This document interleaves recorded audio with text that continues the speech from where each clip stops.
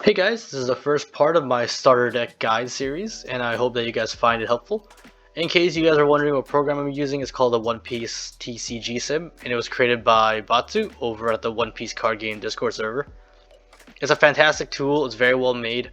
I've personally put in a lot of hours just playing against people online. I've play tested a variety of decks in preparation for tournaments, since all cards are available.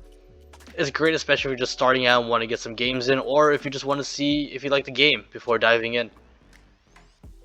So here we have the red starter deck, and it features Luffy and the Straw Hat Pirates, and red is the aggro color in OP1. This deck focuses on getting early board control and swinging at the enemy leader early and often, overwhelming them before they really get a chance to do anything by using your rushes and disabling blocks. This deck fills out the early curve very nicely and really gets the most out of your Dawn by letting you place Rested Dawn on your characters. You are playing against the clock though, since the later the game goes against other colors, the harder it will be for you to squeeze out the victory before they begin to stabilize.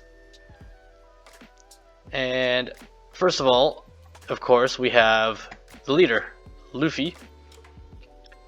His ability lets you place a Rested Dawn on him or another one of your other characters once per turn. Luffy really sets the tone regarding Dawn efficiency in this deck with this ability. You can apply pressure as early as turn 1 with this deck's low mana curve, and this ability allows you for extra power on the board without sacrificing tempo or aggression. Usopp is a bit slow, sometimes he does come in handy. His ability basically means that your opponent cannot use a blocker that's stronger than him, so when he attacks he always either gets rid of a blocker or forces your opponent to spend a resource to protect the blocker or lose whatever Usopp is targeting. Karu's just your vanilla 1-drop, 3000 power character. He's nice to drop on turn 1 if you draw him, or he can be used later to fill out any excess Dawn you might have left over.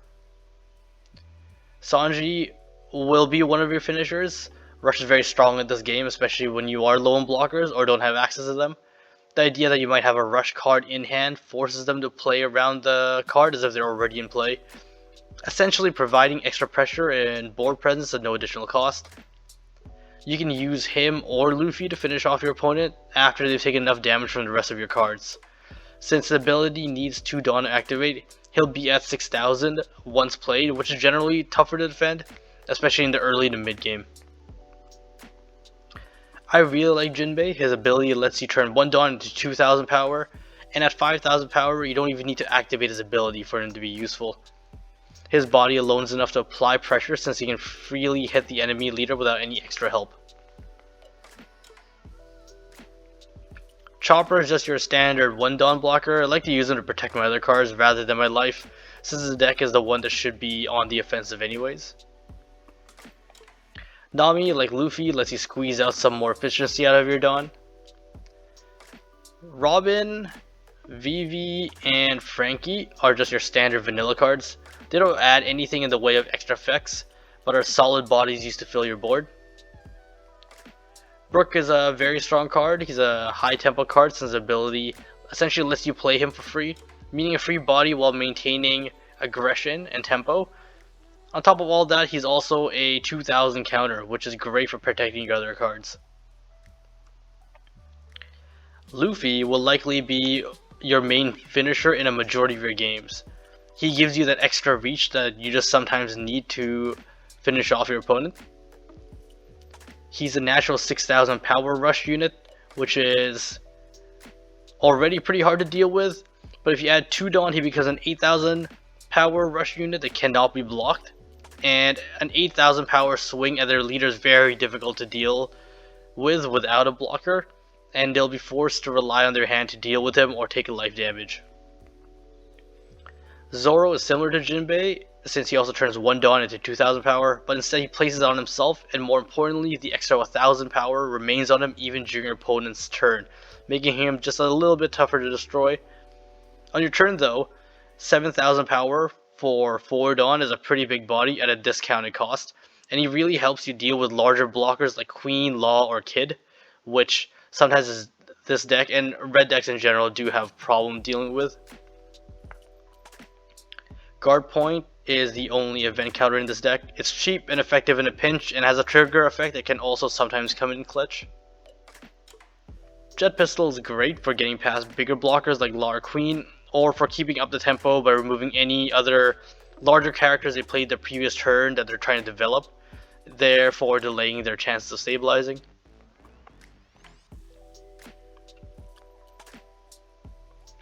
Diablo Jamba is great for this deck. It's essentially another rush unit and lets you really push in extra damage or grab lethal if you just needed that extra reach. Its trigger can also potentially get rid of a blocker as well if you needed that in your particular situation.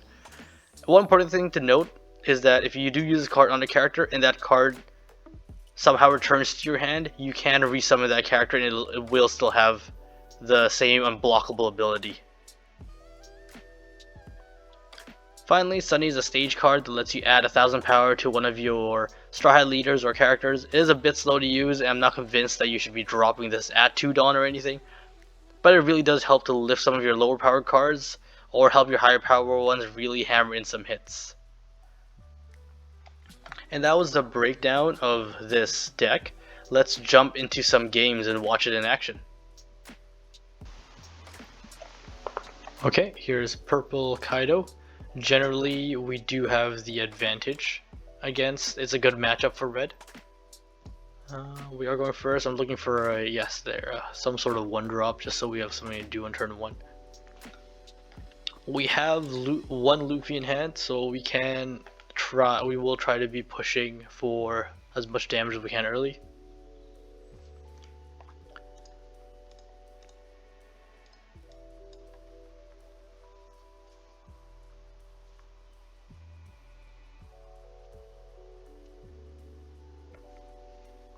Okay, he's got a blocker up.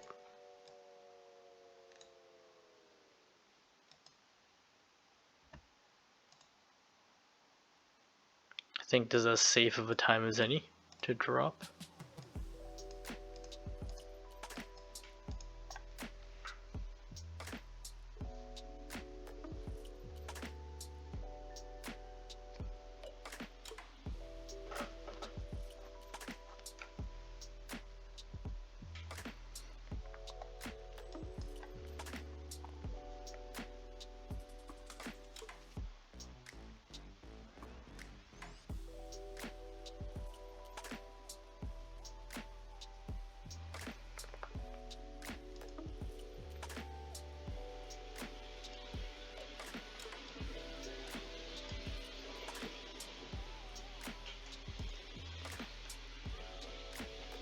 I think it's fine. We can. Oh, that's very fortunate for us.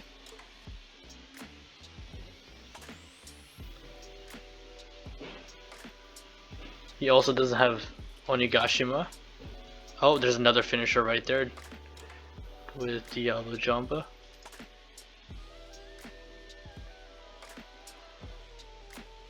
Part 5 Dawn.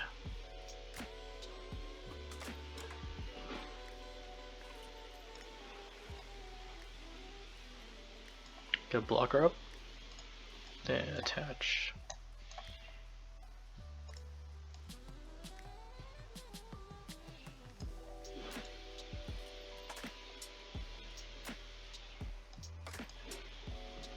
Oh, 6,000.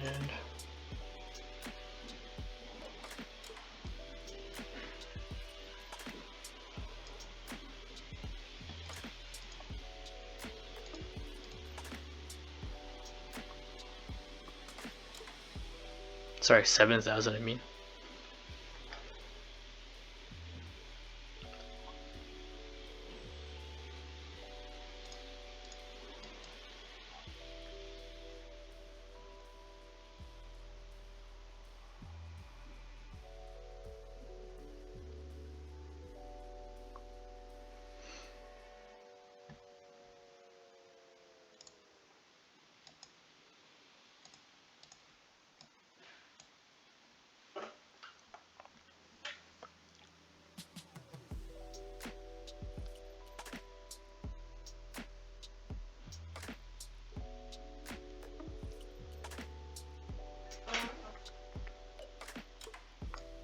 Okay. He does have a lot of cards in hand, and we are at turn 6 now. He may drop the 6 drop king and just knock out Zoro maybe.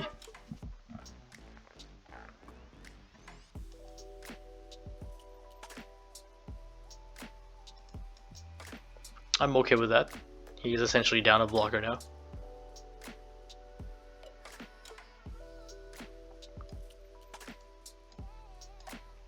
I think he made a mistake there.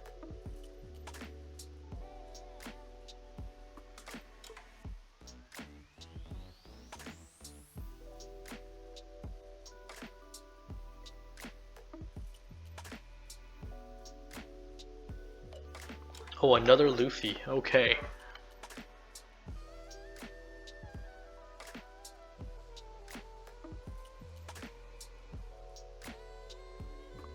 Three. We might be able to punch him hard here for some damage.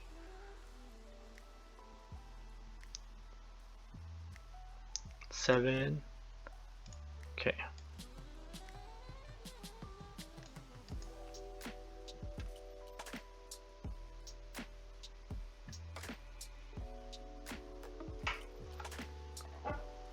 How do we want to do this?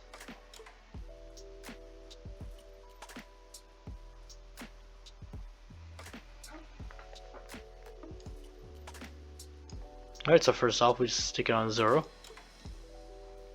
Go after him.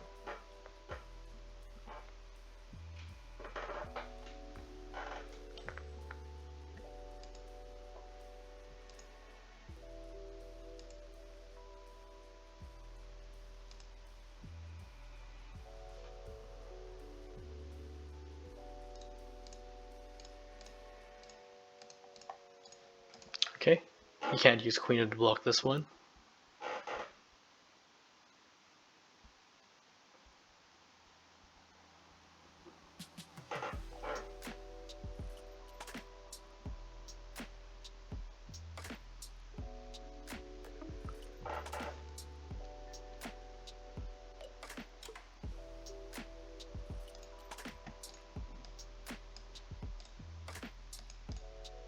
Okay, we'll put her at 6,000, so he will have to commit more resources to save Queen if he decides to block with Queen.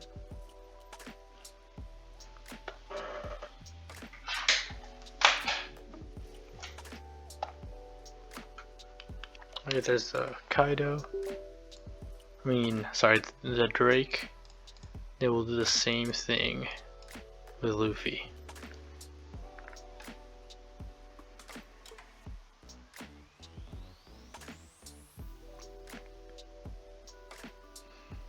Okay, and that should be our turn. In this case, we didn't manage to get any life, but he did burn a lot of resources trying to stop our attack.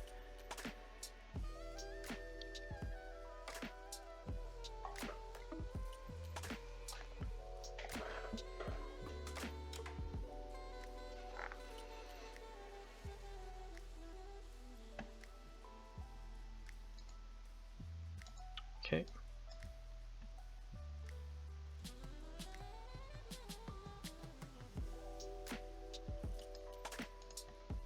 We just want to protect Zoro. Zoro's very strong here. Alright. Now it's our turn. Here, his board state is not great. We really do just want to push it now. So I think we'll commit at least one Luffy here.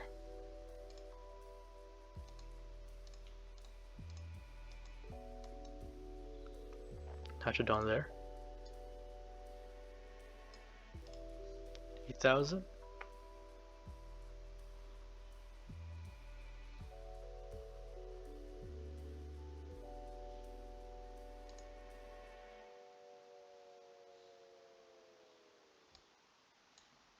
He is at 10 Dawn. Oh, sorry, no, he's not actually. He's at 7, he'll be at 9, so he can't play the 10 cost Kaido, so we can commit a little bit more to the board.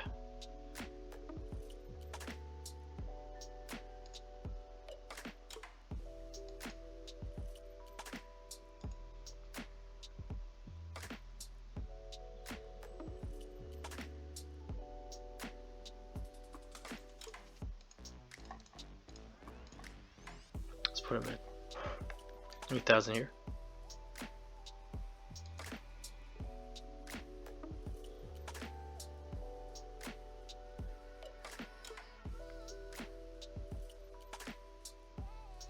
Okay.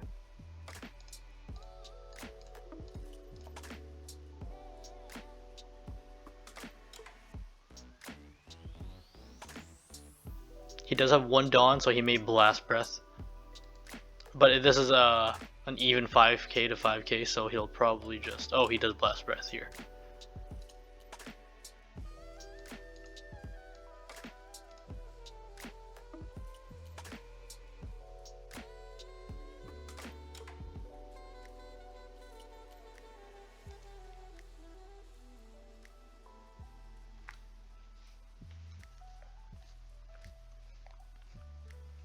He is running low on resources here.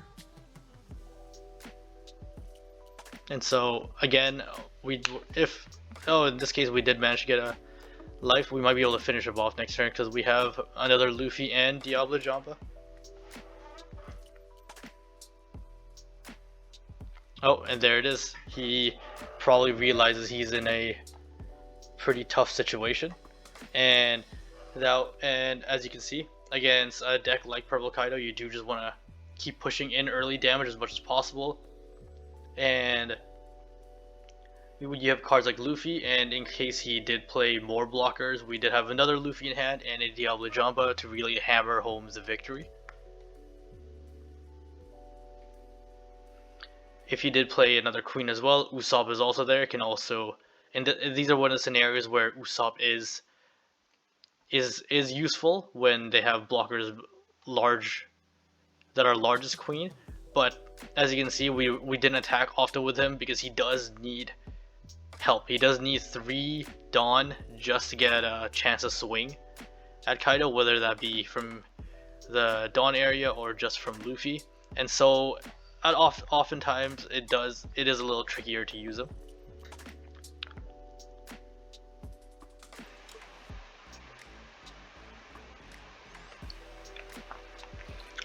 So here we have Red Green Law. Law is generally, they can be built in a variety of ways. It can be mid-range to aggro-y to control-y. So let's find out what he is. I think I'll mulligan this. Okay. Well, nothing we can play here. We did get 2 of our rushers here, which isn't terrible.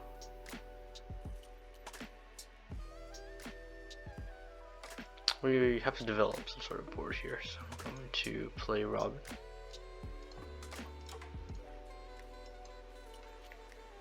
Red Green Laws like to, the general strategy here is to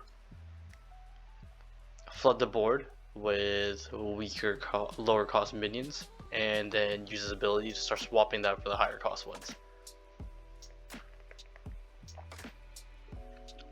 Bonnie needs to go here, so we are gonna have to forego some early attacks to their face, maybe, and then try to get rid of him. I think I'm fine with getting rid of Usopp here.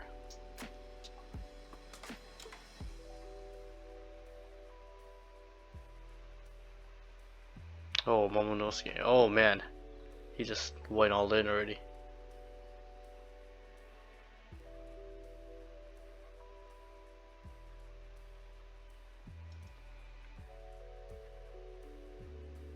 Okay, play Usopp. We play Sunny.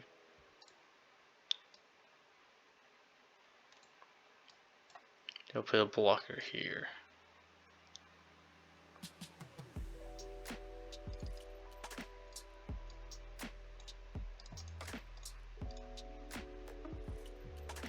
So we'll take a swing at Bonnie, because we do want to get rid of her.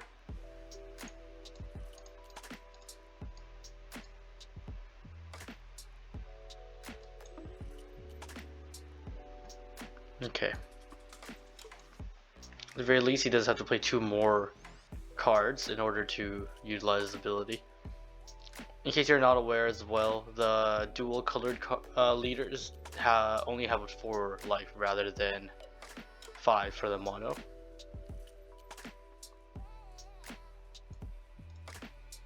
We do want to protect our board as best as we can.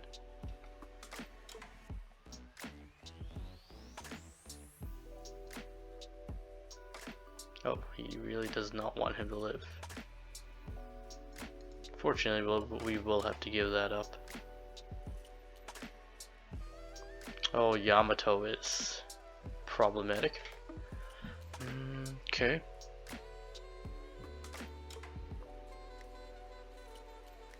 We don't have a target, so I think we should try to just swing as much as we can.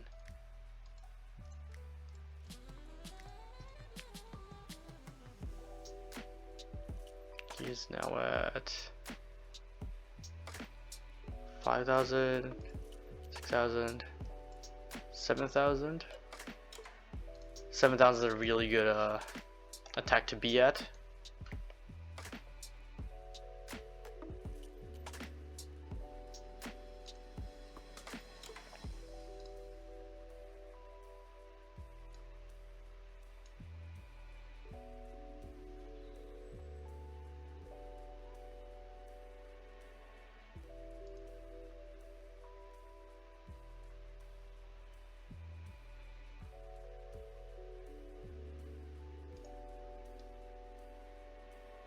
Okay.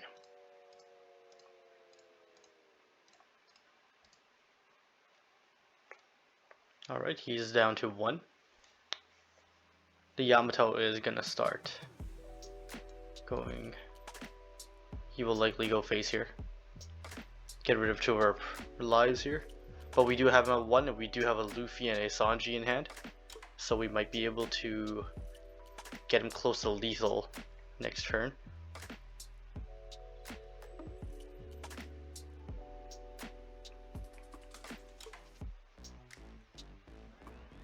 But this is the strength of this deck. He only had, if I remember correctly, 4 cards in hand last turn, and now he's up to 8.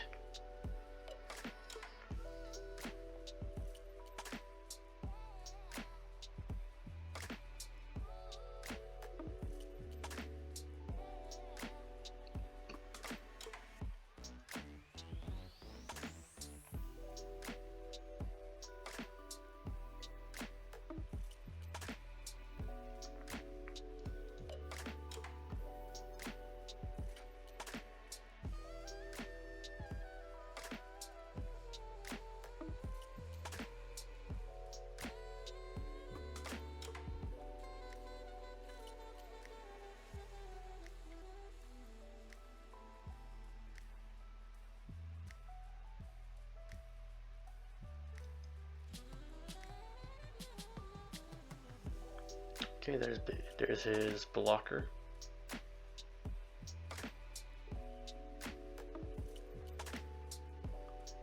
Okay, Vivi is not a particularly useful drop.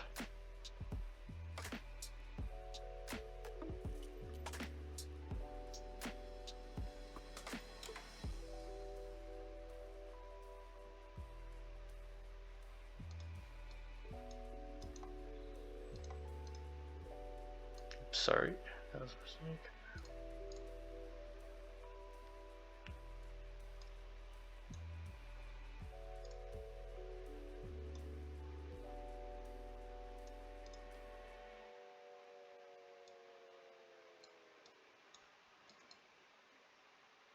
$1,000. He will likely block with beige here.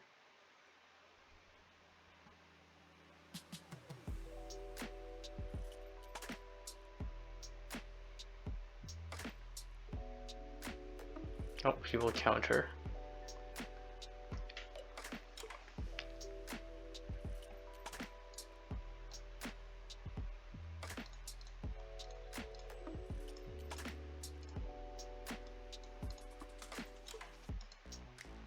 Swing at it again.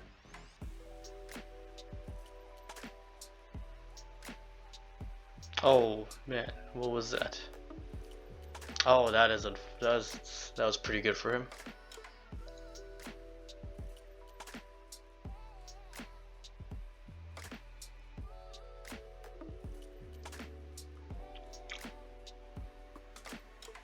That was unfortunate. I probably should have swung with VV first, but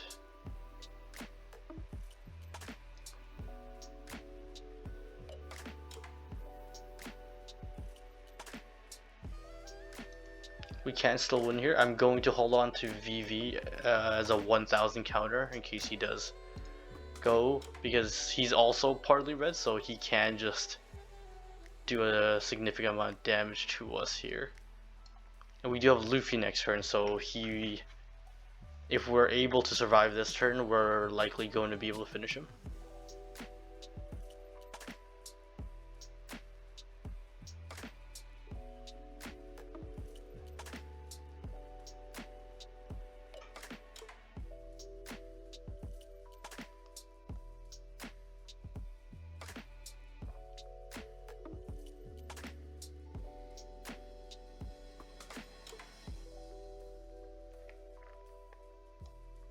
Yeah, that was expected.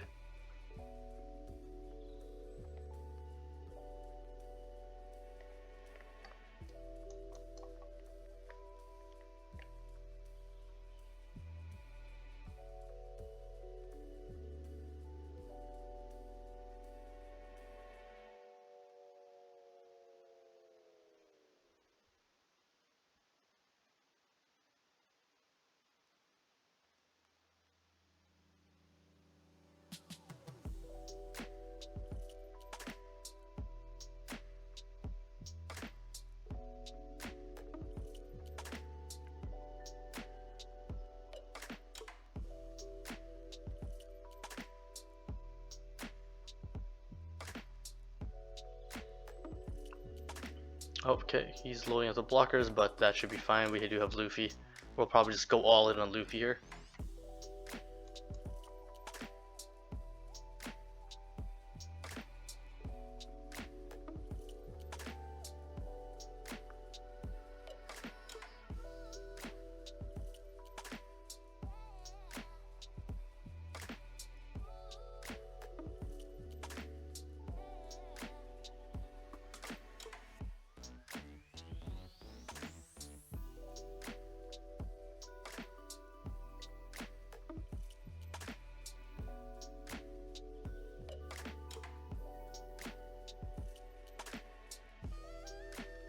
Okay, that should be game.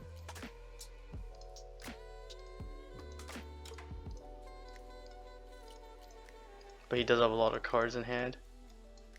So one way or another, this attack will finish the game. Either he has enough counters in hand to counter it, or he doesn't.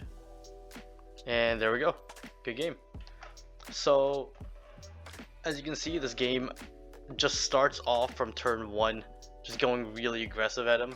Didn't really give Law a chance to get going, get his feet settled or anything. And in this case, we chose a more aggressive route just because we got him really low pretty early, and we had the Luffy finisher in the end as well. But because of this deck's ability to place rested cards on your characters, it does also give you, it also has a capacity of playing into the mid-range, like in a mid-range way to a limited extent as well. You don't want to get too bogged down and end up in a mid to late game, because that's where this deck starts to really get whittled down. But you definitely can take a more mid-range approach depending on the game. You really just have to take it, take it by the ear and decide at the moment which route you need to secure victory. And that is it for the red starter deck guide. I hope you guys enjoyed it and hope it helps out some of you. If you guys like this type of content, please leave a like and subscribe down below. And if you have any questions or concerns, leave a comment as well. As I said, I am planning on releasing a deck guide as well for the other 3 starter decks, so stay tuned for that. And until then, I'll talk to you guys later.